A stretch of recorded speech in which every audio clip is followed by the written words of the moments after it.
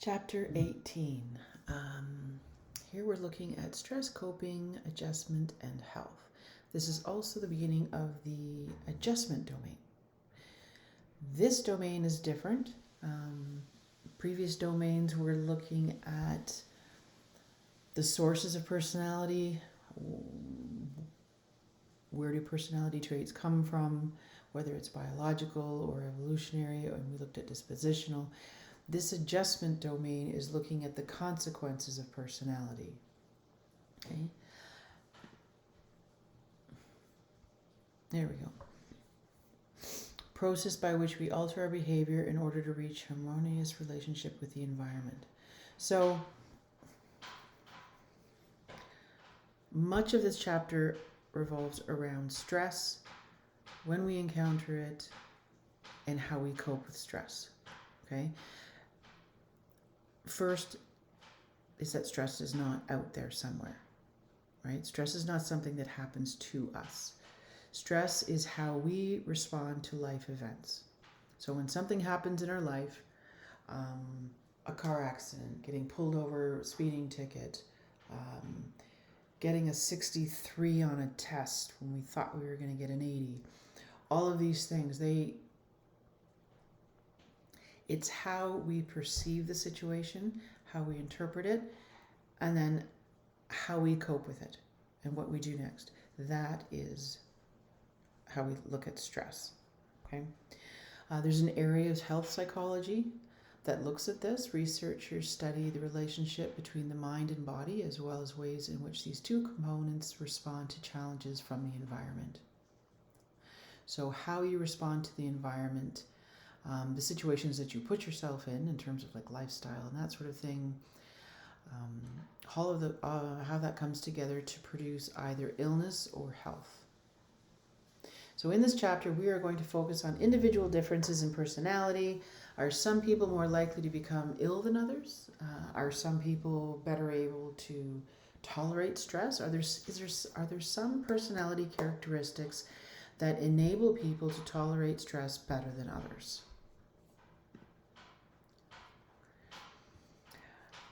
So the first part of this is looking at the models of personality, illness, and connection. Okay. So there are 5 different models, starting with a very simple one. Ways we can think about how personality and illness are connected, right? Like visual representations of how these things are going to work or how they work. After we look at that, we'll move on to the concept of stress. We'll look at coping strategies and styles, and then a little bit about type A personality and cardiovascular disease. First section, models and diagrams of how we think about personality, how it mixes with coping and stress, and how does this stuff all come together to determine, well, whether we result in physical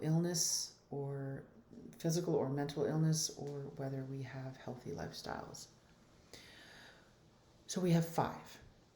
The interactional model is first, and it is the most simplistic. So of course they build on that and come up with a transactional model.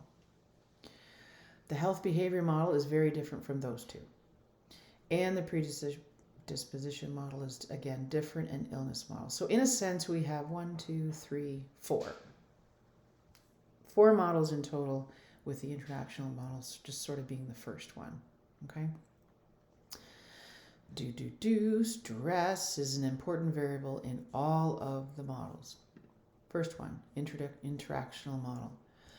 Objective events happen to a person, but personality determines the impact of the events by influencing its ability to cope. So here is the getting a speeding ticket, getting pulled over, the lights go off in the police car and you get that little panicky moment. So objective events capable of producing stress. So your personality determines how you are going to cope. Are you going to become very, very anxious and kind of freak out and maybe not cope the best? And then you have physiological arousal and you're hyperventilating and you're not feeling well and you have illness. Or Do you have the personality type that sort of is able to stay calm and have coping mechanisms in order to deal with a situation? You do not have the degree of physiological illness, and you do not become ill. So personality directly influences coping, which makes someone more or less vulnerable to stressful events. It's very linear, right?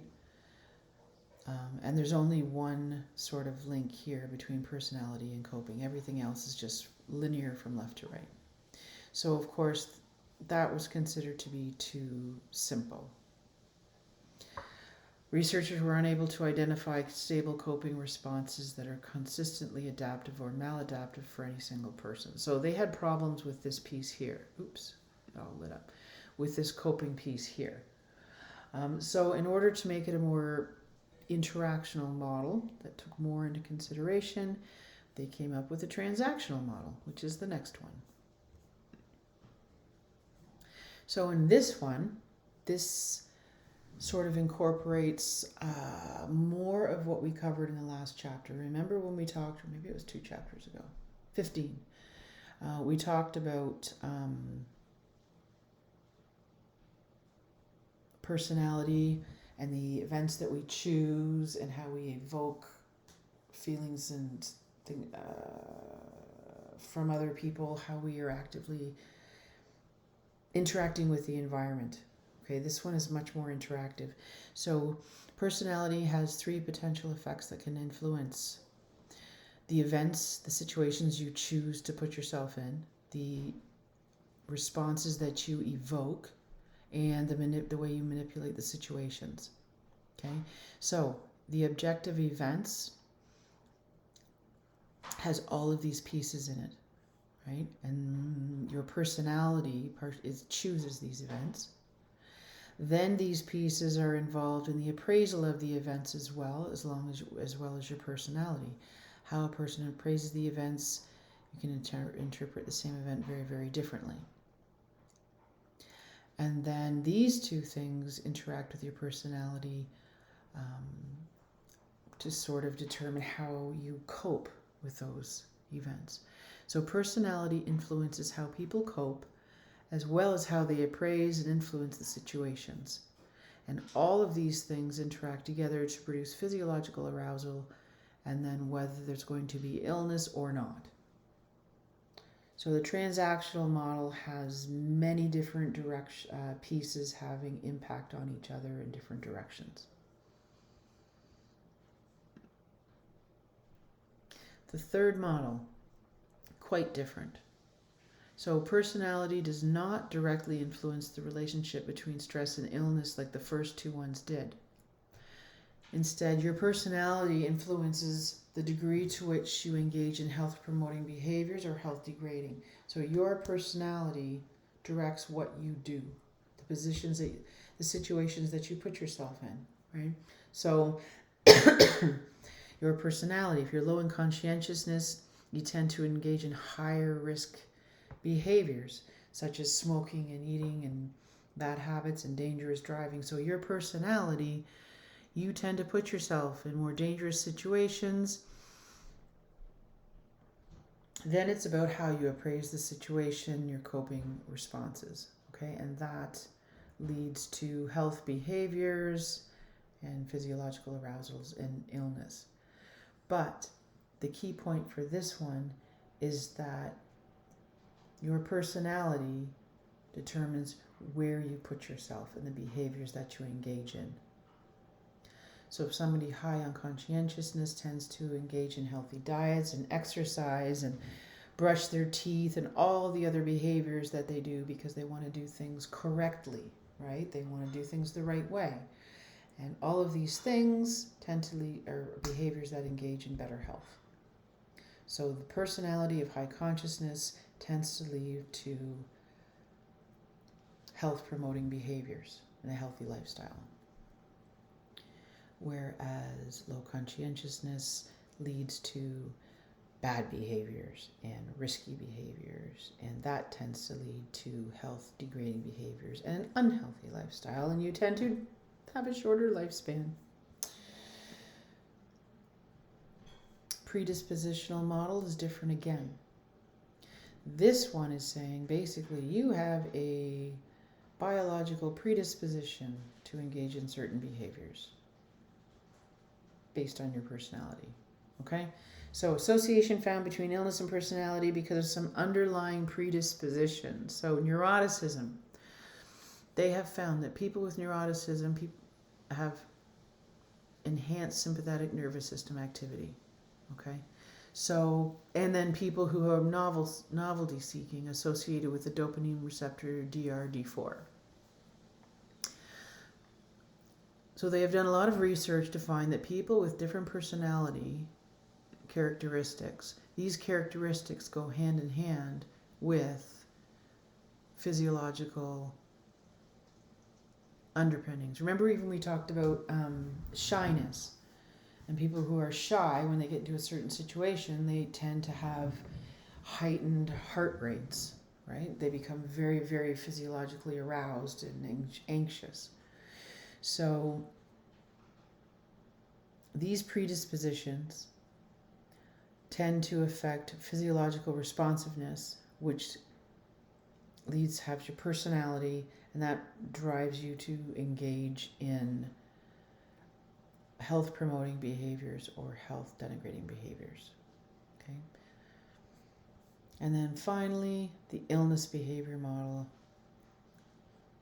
Model of illness behavior, the actions people make when they think they have illness. So illness behaviors, the personality influences the degree to which a person perceives and attends to bodily sensations. Yeah, the degree to which a person interprets and labels sensations as illness. So some people, they get a cold and they're like, oh my gosh, I'm dying. I need to take the day off. I need to rest. My head is killing me. I can't breathe. My body kills me. I need to lie in bed and just basically die for the day.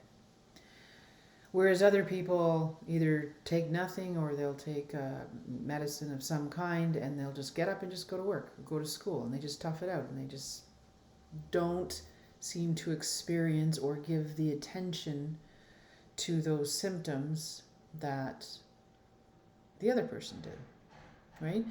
So you have normal physiological sensations, okay? I feel sick, my body kind of hurts. Heightened perception of attention. So are you going to freak out and say that your body is dying and you need to lay on the couch all day? Or are you going to say, it's not that bad, I'll be fine, I'm going to go to school? So high neuroticism, people who are high in neuroticism, this is where the personality piece comes in.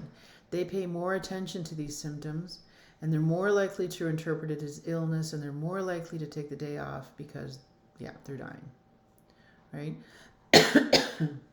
So your personality directly affects how you interpret bodily sensation and that affects your behavior. Reporting symptoms or health behaviors, going to the doctor and getting some help.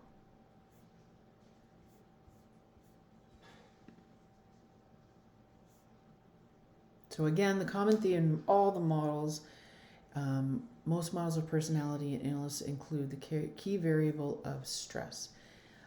How do we perceive situations? How do we interpret the situations? And then how do we respond? Like, what do we do? How do we cope, right? So examine the concept of stress more closely in the next section. So now that we have those 5 models to sort of mentally represent how the pieces work together, now we're going to look more carefully at the concept of stress, the stress response, major life events.